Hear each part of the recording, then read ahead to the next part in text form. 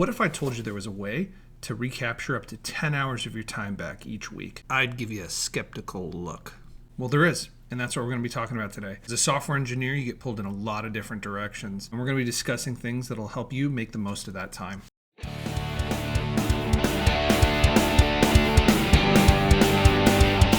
Hey there, my name's Chris. Welcome to the Dev Club, where we talk about topics that help you grow as a software engineer. If this is your first time here, please consider hitting that subscribe button. Today we're talking about time management and how it can help you recapture lost time. I'm already pretty good at time management. Is it worth sticking around?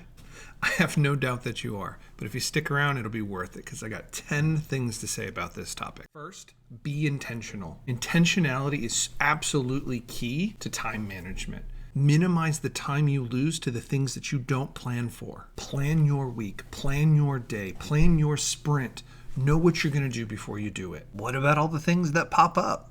Sure, things are going to happen. Things are going to pop up. But our goal is to minimize the impact when that happens and put in strategies that increase the likelihood that we succeed. Don't chase rabbits. Don't get sucked in. It's tempting. It's difficult. It's interesting. I want to do it. I don't want to do it. I want to do it. I don't want to do it. Don't get sucked in. Chasing rabbits will sabotage you. I'm not saying they're not important. I'm just saying make them a part of your plan. Document them, handle them later. What if you decided one day that, hey, I'm just going to do all my GitHub pull request reviews on Friday? That probably wouldn't work out very well for your team if they're delivering software on a consistent basis. Balance your schedule. Don't chunk work together in a way that makes it difficult for the rest of your team. Plan for a little bit every single day.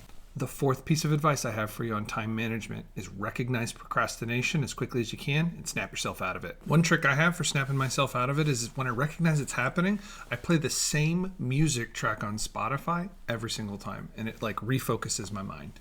As a software engineer, I know you've experienced flow. It's that state of mind where time stops and everything makes sense and you just crush through code. Create systems that help you maximize your time in flow. Identify what puts your mind in the right place for you to get into that flow zone. Maybe it's music that triggers it. Maybe it's a routine. Maybe it happens after you go and make yourself a cup of tea. It's different for everybody, but figure out what it is for you and maximize the amount of time you spend there. Let's say you're doing these things and it's not quite as effective as you'd like. This might be a good thing to bring up with your manager. Talk through the internal and external factors that are preventing you from succeeding with time management. They might have some context-specific advice that they can give you. They might be able to clear a path for you to get the focus that you need. This makes great content for a one-on-one.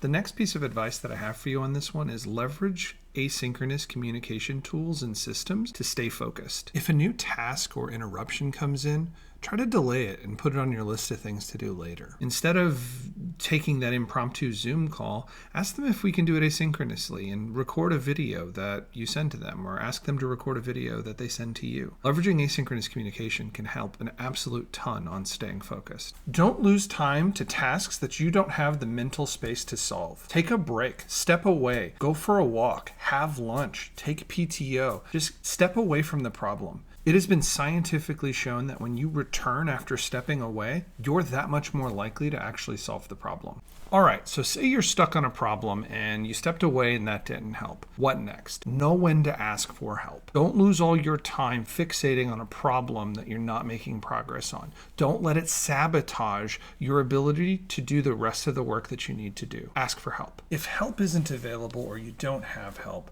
hit pause on the task and come back to it later. Move on to something else.